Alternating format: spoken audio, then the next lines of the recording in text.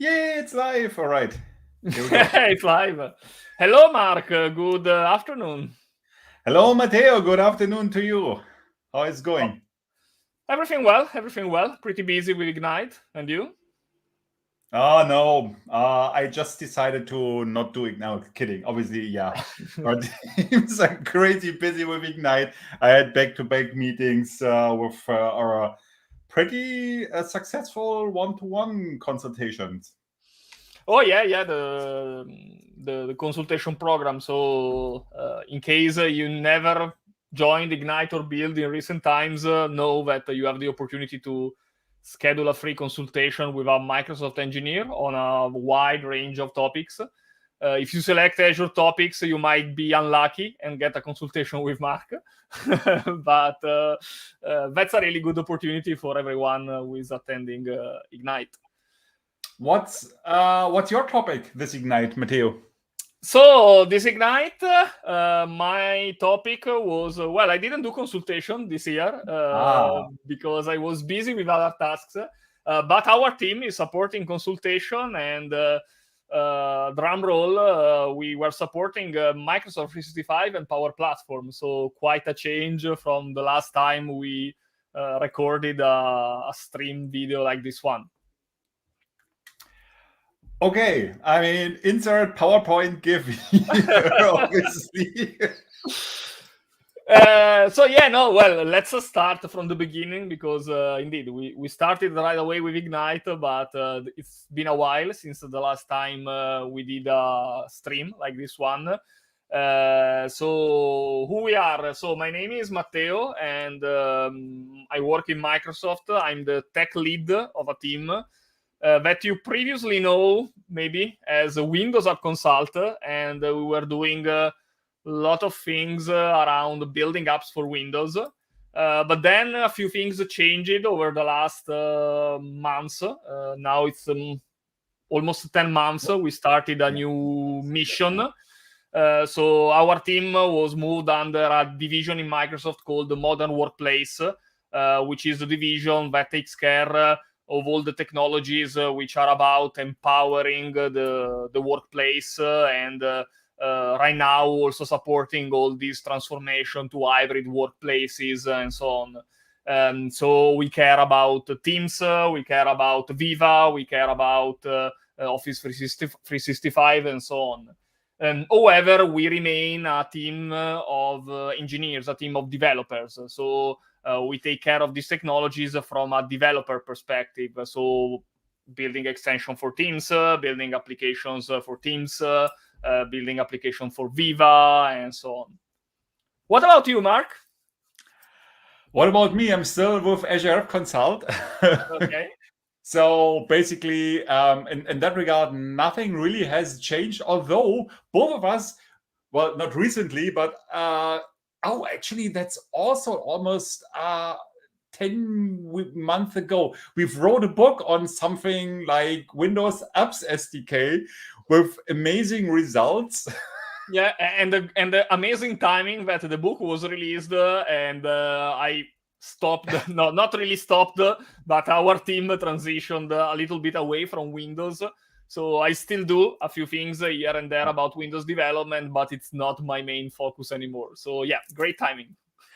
In regards of timing, also we wrote this about 1.0, and I think like 3 weeks after it has been publicly released in early February or something, the 1.1 has been released, which kind of like fixed a few things we were making. So, Yeah. yay! Yeah. Well, that's the joy of writing book and stuff around technology. It keeps changing. Joy. So yeah. Yeah, and we can consider ourselves lucky because at least Windows is not moving as fast as Azure. So I think True. most of the content of our book is still relevant today. There are a few new things, but it's mostly relevant. So definitely. Also because we took this approach of showing migration paths from, let's call it legacy technology, to Windows App SDK. Although one might think that's probably not the last migration you would do. Oh, by the way, disclaimer, we're not doing this as Microsofties, but more on a personal, private level. So we're allowed to do stupid jokes. Did I just receive a mail from HR? Matteo, you're fired. Oh, okay. Oh, I received the same mail. Oh, This is great. wow. So we have to do this full-time now. Okay. So, well, I foresee for us a great future. I guess we will become rich very soon, very famous, very popular. Oh, yeah. I heard YouTube streamers are the new billionaires. Yeah. I'm sure we can easily qualify as one. So, yeah. Totally. Okay. So, joking aside, so the idea is to revive this channel and this opportunity to have some fun chat around technology. Both me and Mark love technology, and we are passionate about talking about technology. So we would like to carry on this as an impromptu thing where we discuss things here and there that we like or we are passionate about, or they are impactful for our work. And we decided to revive this effort, taking the chance that Ignite, when we are recording this, Ignite is happening. So there are a few cool announcements and things we can chat about. True. Also, we have the pleasure to, after we talk about the Ignite announcements, to find a nice name or idea for this, because finding names is one of the hard things in computer science. And let's quickly go through the Ignite announcements and then go for the fun part. Oh, by the way, I also brought a beer ready for the fun part. We are recording this video without knowing the name of the channel or anything. We kind of like the M&M, since we are both name that starts with M, but I am afraid that this might trigger some copyright infringement somewhere. You think this company? Yeah, exactly. So probably it's not the best idea if we want to start in the right way. So we will think about another one. I don't see what could possibly go wrong if you choose M&M. No, I mean, of course, we have to be careful because since we will be very successful, we will become very famous. So M&Ms will for sure sue us for infringing the copyright. So yeah. Or maybe it's the other way around. We just buy them for the, I don't know, like as merchandise. So you can have your chocolate peanuts as. But do you mean buying the whole company? So we buy the whole company so that they can't sue us because now we own the company. Okay. That is the plan. Because obviously, it seems that the salary of Microsoft engineers in Germany is definitely interesting if you can buy the whole company M&Ms. You can't? I mean... no, I'll check my bank account later after this, but I'm not sure. No, actually, I'm broke. I recently, it's over a year ago, I bought a house. So I'm not even living in Berlin anymore. Well, close to, but so yeah. Well, having a house seems pretty important nowadays. Indeed, it's a good investment. Being homeless is not very fun, I guess. So. Oh yeah, especially like in October or November. Yeah, exactly. Yeah, true. All right. Okay, so I guess people would have already probably left at this point because of all the very intelligent things we said. So let's go and talk right away about Ignite. So let's start. The idea is to talk a little bit about what we like the most, especially what is more relevant for us. So we told you that in my case, I'm working with modern work technologies. Mark is working on Azure. So let's highlight a bit of the things that were announced around these topics. So I start talking about Microsoft 365.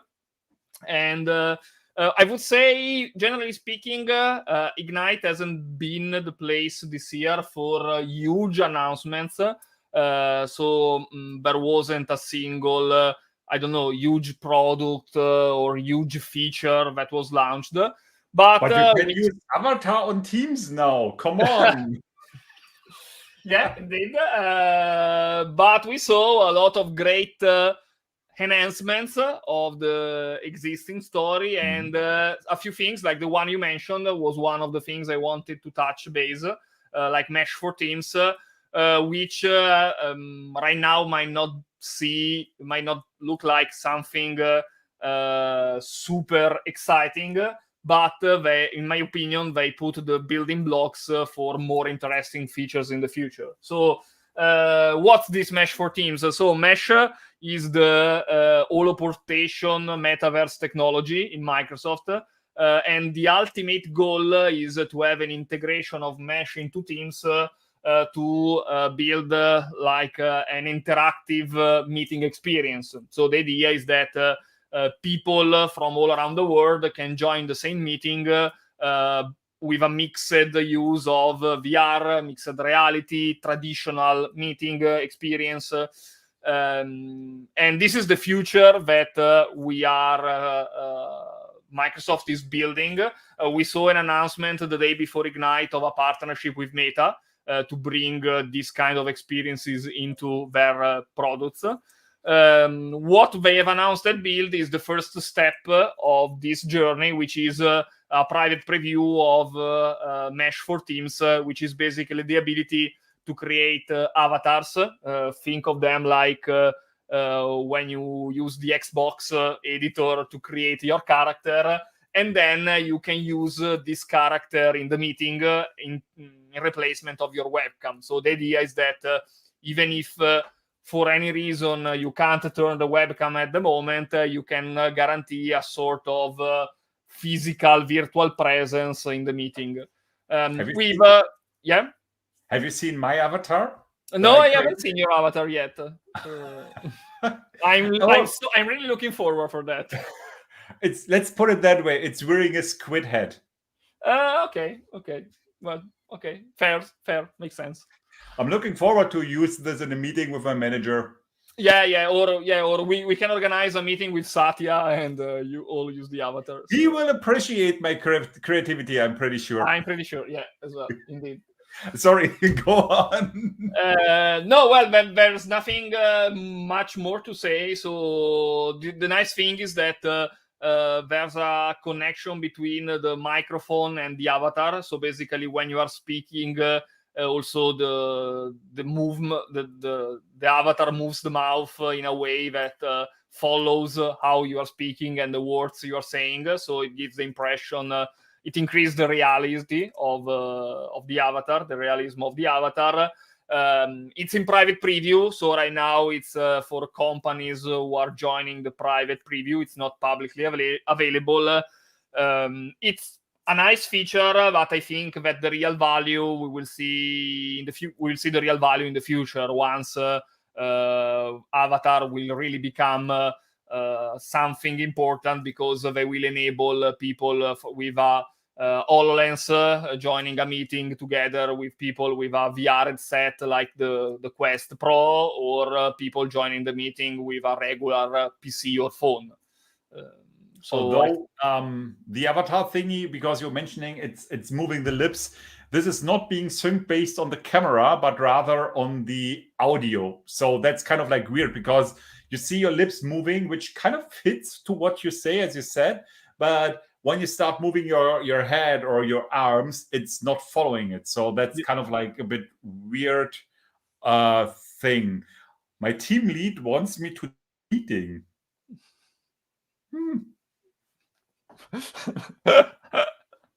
I don't know. Should I tell David no? Well, I mean, no, you won't take any offense, I'm pretty sure. So no, he did not send me any invitation prior, and I blocked this one. So I will politely decline this one. Okay. Goodbye, David. I hope David is not watching the recording. So maybe he's seeing this live and things like, "Hey, come on." Well, we are not sharing the link yet, so I mean, Maybe he's stalking you. Could be.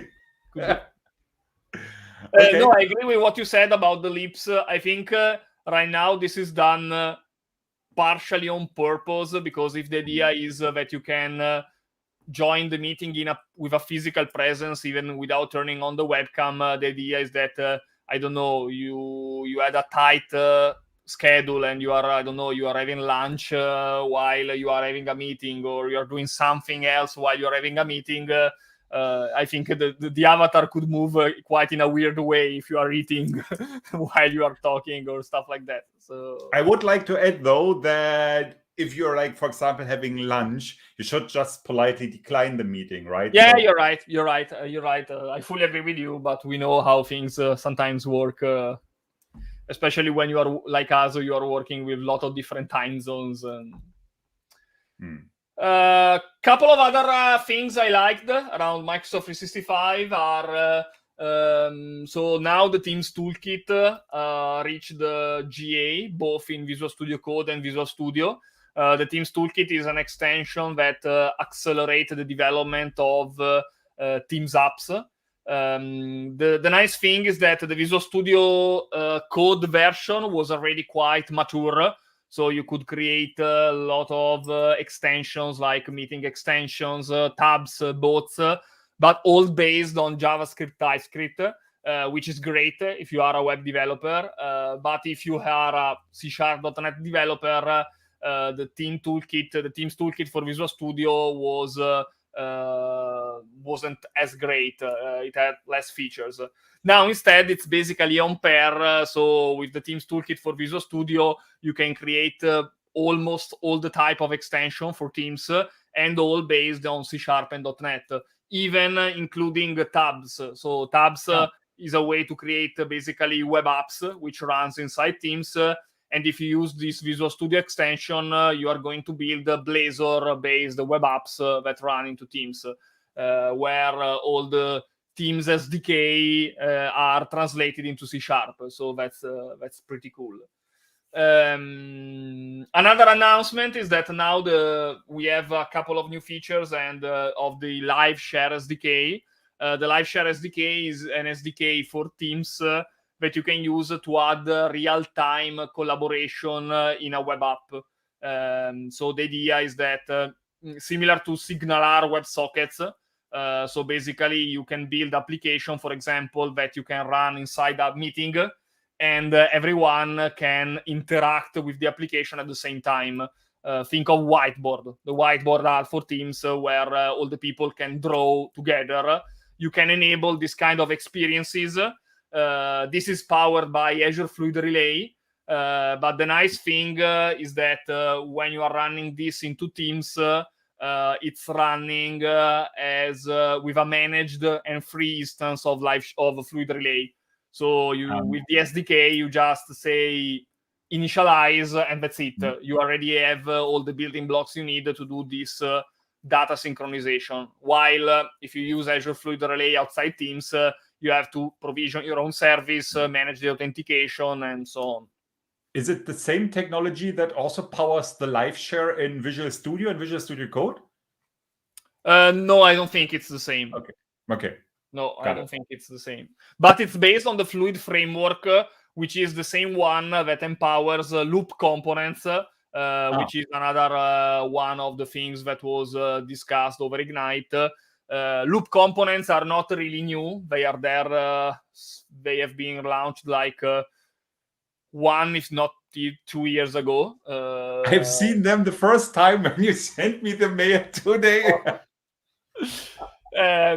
So if you are like Mark, basically loop components are components where you can add tables, text, images. You can edit with content. And the nice thing is that they are synced across, basically they are hosted in the cloud, and you can share them via Teams, via an Outlook mail. And when you receive a loop component, you can work on the loop component, and everything is synced in real time. So if you open the mail with the loop component 1 week after, it contains a live snapshot of the content of the loop component. So you can keep edit things in real time, and everything is synced across all the other users who are working on the same loop component. Out of curiosity, does it support JavaScript? Could I use this to inject some stuff into your Outlook client? No, I don't. I mean, I guess they thought about security, so I don't think this is. Well, that's a bit of a stretch, but let's hope. Yeah, okay. But no, in theory, no. So you can. I don't think that if you type a JavaScript code, it will be executed. So okay. Hopefully, let's take this offline and. Okay. Okay.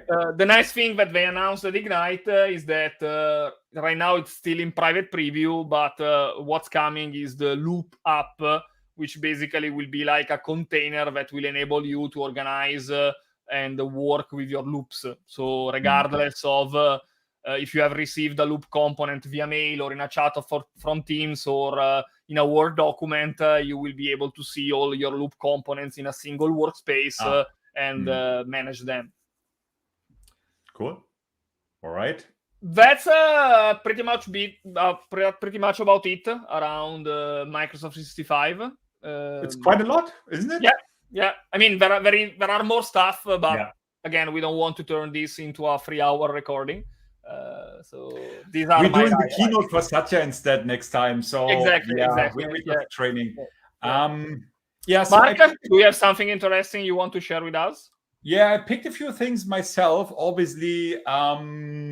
So since I'm an SME we love abbreviations at Microsoft, subject matter expert for IoT and machine learning and mixed reality. Obviously, since there were many topics on IoT and mixed reality, so I went with the machine learning stuff. So there have been a few announcements.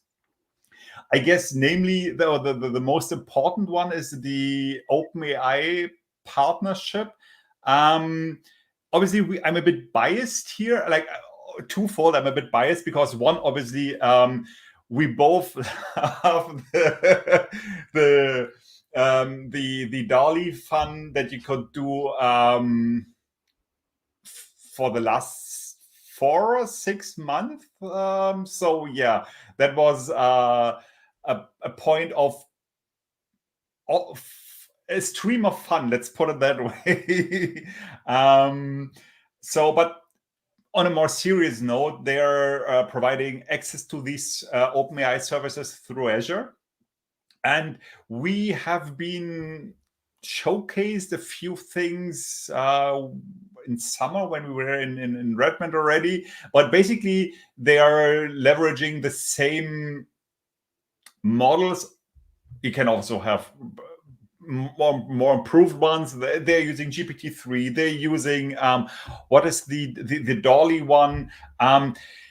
They were talking about, for example, Mattel that are using DALL-E to create, like, to get inspiration for model cars, like crazy toy models, or a German television, like RTL is a German one of the biggest private television provider here in Germany, and they are using the models to create the what is it called, thumbnails, or for their TV series, which is kind of interesting, right? So they take the title from the show and then say, like, hey, give me a great picture or thumbnail for this. I mean, we both know how this can possibly go wrong.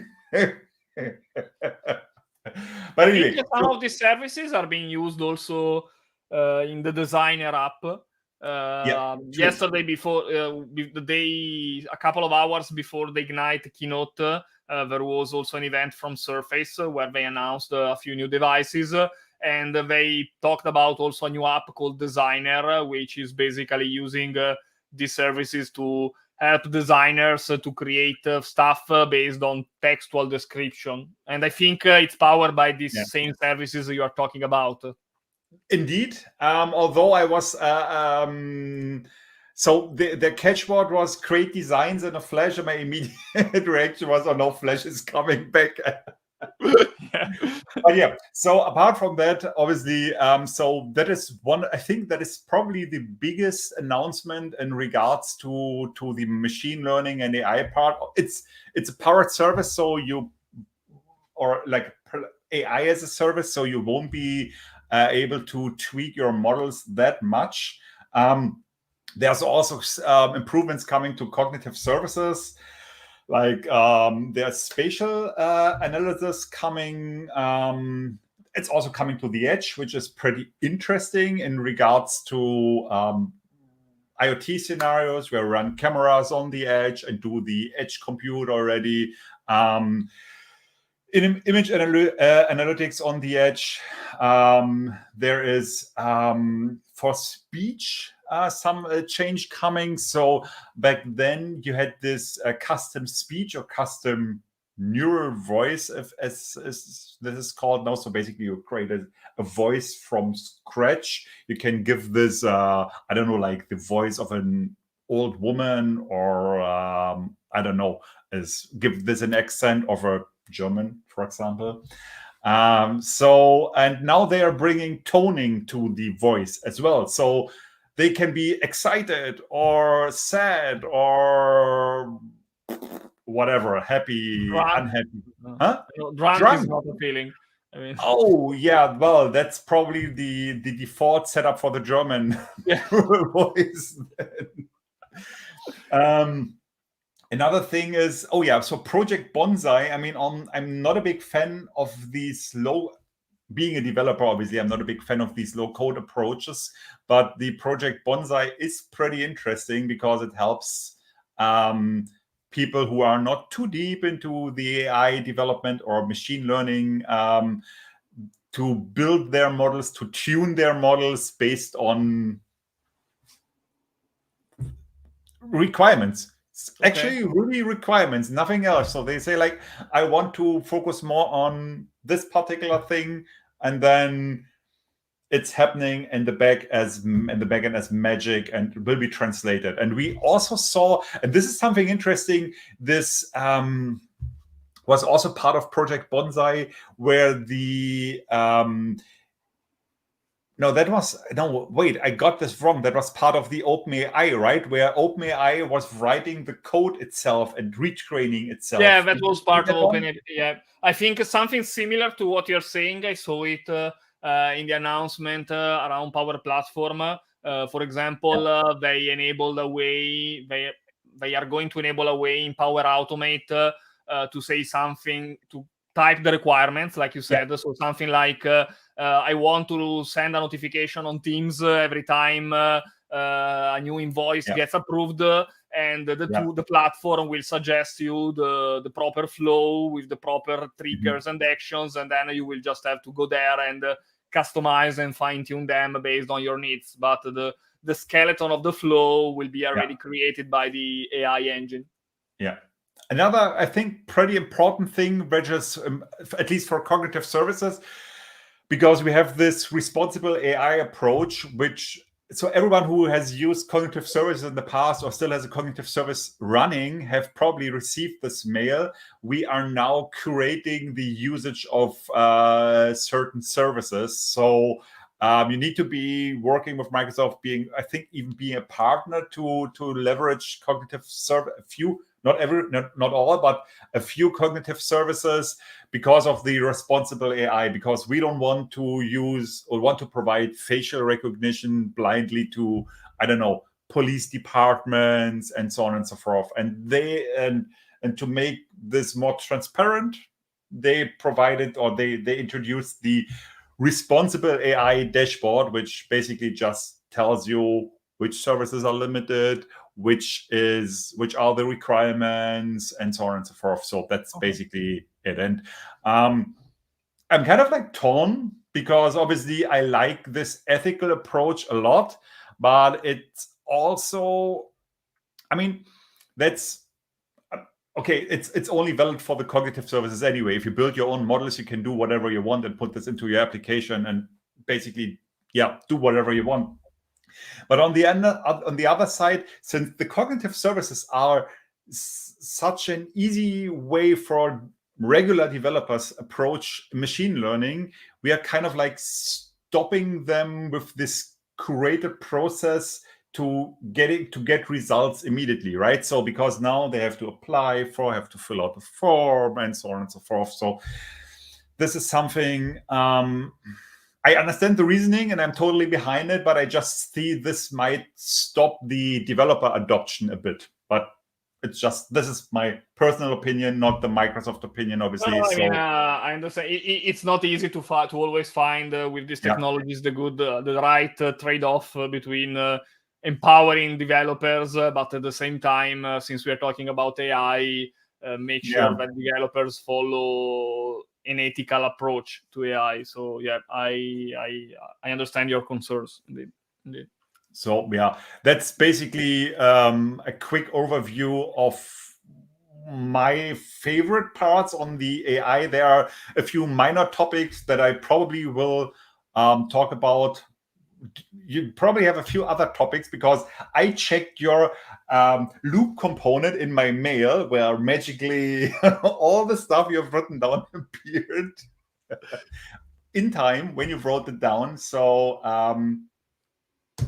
my last topic, my second and last topic, which is another one that it's connected to our work, is a favorite Marc topic, which is the Power Platform. Power. We're almost there. So Power Platform, this ecosystem to enable citizen developers to build applications even without professional coding knowledge. Even if the direction that the Power Platform is taking, and it's the reason why my team, despite being a team of professional developer, is taking an interest into Power Platform, is that the Power Platform is taking a direction to make easier to work together citizen developers and professional developer, because citizen developer, the leveraging citizen developer can really accelerate and scale the development of apps, but they can reach up to a certain point, and not just because they don't have the knowledge of a professional developer, but sometimes for very simple things like, I don't know, you are building an app for the company which needs to use data that is not exposed in any way to a connector. It's not exposed in a professional or modern way. So it's hidden in a database, and as a citizen developer, you don't know how to do that. So Microsoft is really empowering these approaches where you can go to a pro developer and the pro developer can expose an API for you, and then this API is exported, for example, as a custom connector so that you can use it without knowing the inner details of this API. The most interesting announcements I saw around Power Platform at Ignite, the first one is finally collaboration capabilities, because one of the biggest challenges today with Power Apps is that you can't have two people working at the same time on the same app. Which in the concept of instead fostering collaboration across different teams makes things very complicated. So finally, a true collaboration experience is coming. We have Power Pages, which is the Power Apps equivalent, but for building external front-facing website. It has reached GA.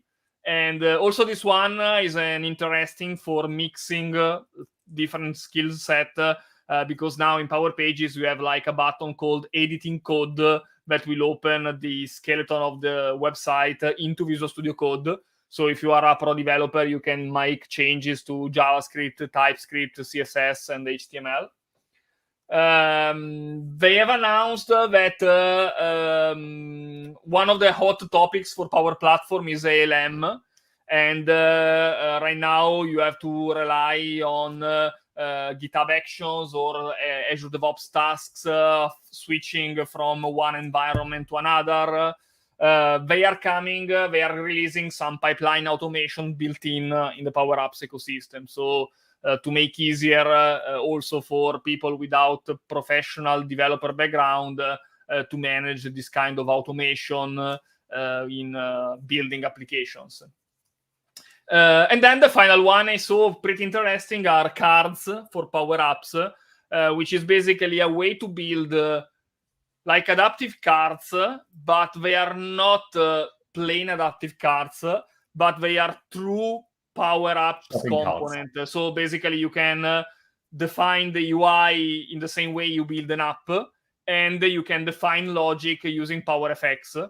And then you can share this card as a card, for example, on Teams or in an Outlook mail, and retain the whole interaction that you have envisioned, like if it's a real app. So it's like a mini app running inside Teams, but instead of being a full app that runs like in Teams when you open an app, it's like a snippet that runs within a chat itself.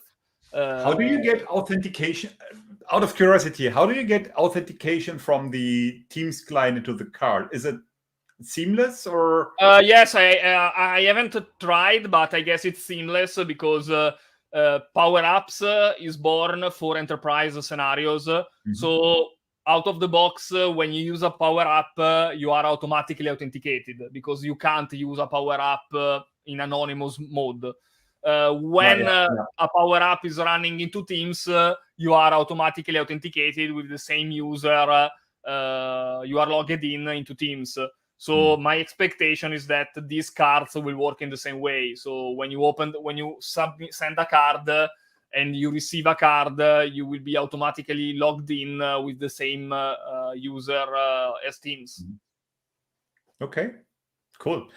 Too bad we can't put in GIFs here, because obviously when you mentioned card, I immediately had a shopping cart in my mind, and I wanted to put in a GIF where someone is pushing a shopping cart. No, it's a card, not a cart. Yeah, I know, but still. So we need to work on this. Yeah, we can definitely hack StreamYard to support this feature. So yeah, I mean, we are developers, so we can solve everything. We took StreamYard for now because it's easy to set up, and we didn't want to bother with Teams again. No, because yeah. Let's say that in one of the goals to make this effort we are trying a little bit more successful is that the overhead should be as minimum, because we are all very busy with our everyday work, families, and beers. Well, no, I shouldn't have said that. So StreamYard was the way where we could set up this in the fastest way possible and with minimum work both for me and Mark.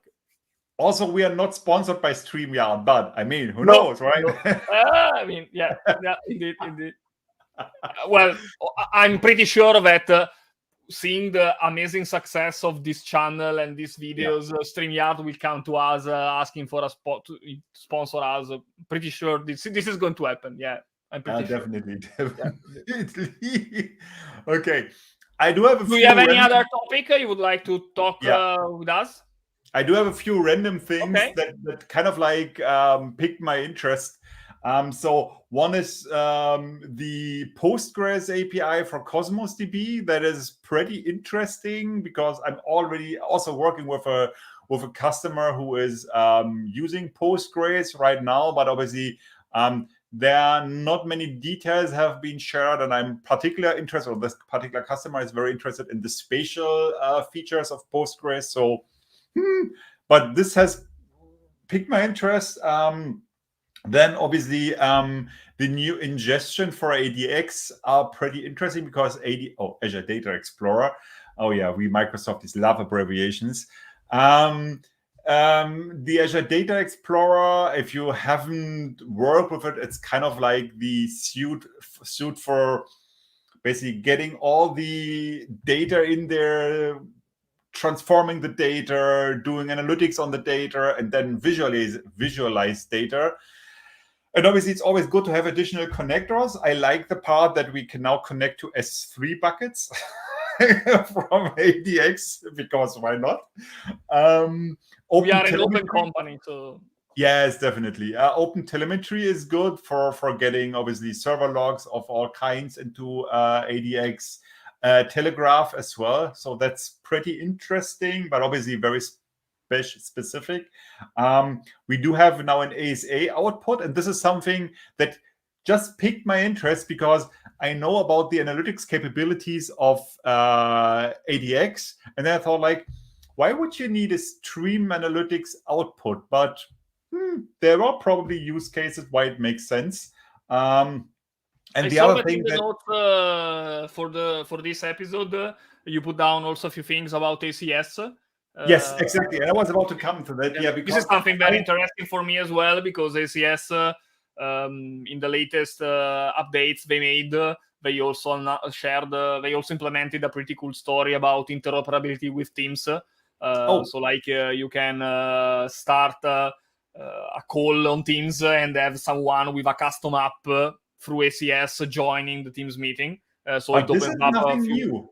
Because No, it's not new, but I was sharing that also in my line of work, ACS is becoming pretty interesting because of this kind of Teams integration. So I'm very interested to know the new things that have been announced at Ignite. The new things will probably bore you a bit because it's about emails. Okay. So no, I mean, the goal of Teams is to try to go away from mails. So yeah, I mean, no, ACS is a tool which kind of like combines mails, voice. I've used ACS in the past for interesting projects such as taking emergency calls on a regular phone number and forwarding this to a bot, and then do obviously language processing, extracting all the information, and then build a dashboard for prioritization. So basically some AI for prioritization was also built in. So that was pretty interesting. Then the call number feature has been removed. Well, no, it's only available to the US, and it still has not moved to, although being announced, to Europe. I guess it's a regulatory issue. I assume it's one. But they have introduced, as I said, like REST APIs for sending mails, and obviously an SDK also for sending mails. So you could basically just do your communication stuff and also trigger a mail. Like, okay, we have talked, we summarize all the things, and it's probably a good thing, right? If you think like because ACS is kind of like the core application for I don't know, like calls, could be a core application for call centers. So you take on the call, you just do the call, have some analytics in the background or language processing in the background that summarizes everything, and then automatically also sends out the mail. So that is a scenario that I definitely see happening. And if you're even better and combine this with the OpenAI service or with GPT-3 or something like that, you can just create a summary of what you've said and send this out to the customer, fully automatic. No one needs to be there and write summary mails. And cool. We were both in this particular line of work, not in call centers, but we had to write summary mails, and we all love writing summary mails. Absolutely, that's our favorite part of our job. That is the most loved part of the job, indeed. Yeah, and then obviously custom calling workflows, and then kind of like scratch the surface with this by, I don't know, you can inject sending mails automatically and so on and so forth. So that's an interesting. So yeah, that was pretty interesting for me, and it's probably also interesting for you. Yeah. There are tons of other announcements around security and Azure VMs and Windows and whatnot. That probably, we're already at 45 minutes. Yeah. So no, to be honest, on many of these topics, at least from my side, I don't even have the knowledge to talk about them because they are outside the technologies we cover in our work. So my advice is, if you go to any search engine and you search for Ignite 2022 Book of News, you will find a huge document with the list of everything that was announced at Ignite on every area. So that's a good way. That is basically a good point, because book of news is always the comprehensive summary of what happened. I mean, you have these book of news for every Ignite, for build, and so on and so forth. So this could be kind of like a parameterized search after Ignite or build, so you can. Yeah, and then you have also link if you want to go deeper. Yeah. So for each topic, you have the link of the blog announcement where they go deeper on the technology. Exactly. Now, let's prove this, because I don't care. It's time for my beer. Okay, so let's wrap this up. Maybe as a way to wrap it up, let's just highlight that yesterday we were saying this before when we were talking about Designer, but before Ignite, a couple of hours before, Mike Panos also announced the latest the Surface devices. So if you are interested also into the hardware side, you can take a look at the new Surface laptop, Surface Pro, and Surface Studio. So yeah. And you know why David just called me? Oh, well, just like half an hour ago. Okay. Because Panos is on stage, and he asked, he put the question in our group chat on Signal. He asked us to join his group watch to watch Panos on stage. But I mean, obviously, I know that all the people are abandoning Panos and watching our stream instead. Indeed. I guess we will crash the internet as soon as this episode gets released. YouTube. Google will message us and tell us like, no. Yeah, now you have to pay our bandwidth because we are bankrupt. Okay. They are asking for more resources on Azure, obviously. Obviously, indeed. Okay, so let's wrap it up because we are very good in respecting timelines. We said, well, let's make not more than 30 minutes. So we are already close to 50.